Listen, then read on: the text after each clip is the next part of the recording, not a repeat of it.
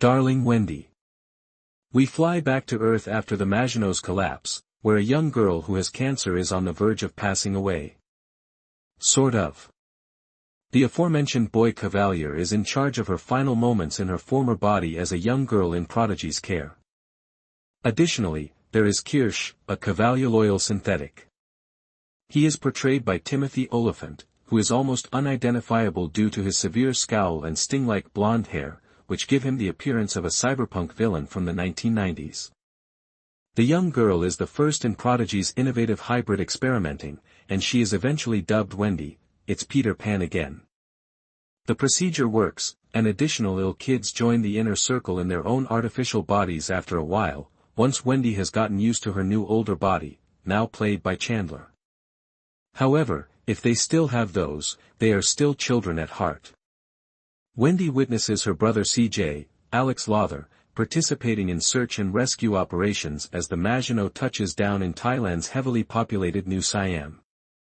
Wendy begs Boy Kavalier to allow her to participate at the accident site because she is eager to see her brother again, who has assumed his sister is dead but still misses her. Observe how Ice Age keeps them together while they are separated.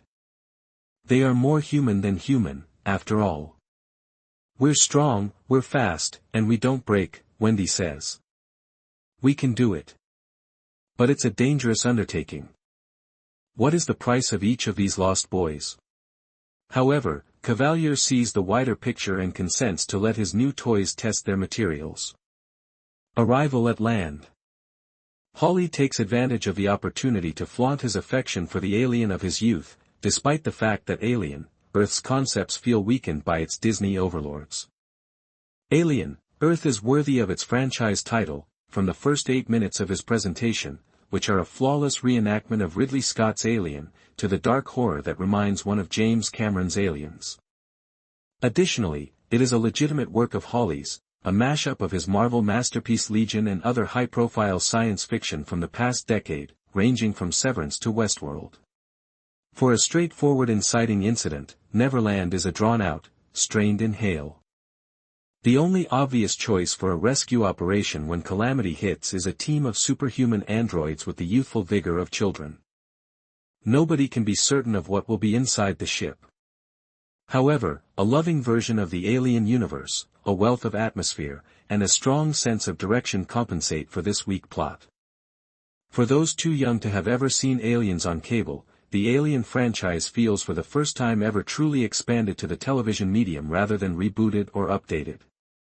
Alien, Earth may only provide the most basic information in its first episode, who, what, where, and when, but the why is undoubtedly how it intends to hold our attention till the very end.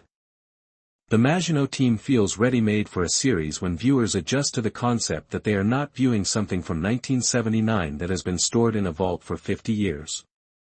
The lore among them is juicy. For example, Tang. He is a synthetic who lives on the ship and acts incredibly strangely toward a female crew member. There is no doubt that 2 other characters are having sexual relations. Inside jokes, secrets, and friendships are all present.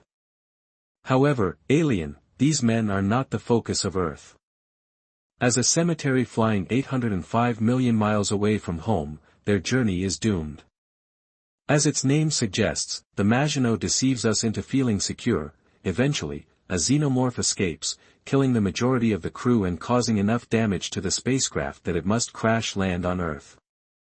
Moro, Bobo Cisse, a cyborg security guard with a lot going on behind his icy cold stare, is the only one who will survive. When a xenomorph gets inches up to his face, he is unaffected. Maybe he has dealt with one of them before. Or is fear simply not a part of his programming? In any case, there is something slightly unsettling about his casual humming. Moro goes to extreme measures to make sure the xenomorph and the other creatures are not seen or captured by anyone else when the Maginot crashes. I wriggled in my seat when I saw the moment where a baby facehugger crawled up that guy's helmet. I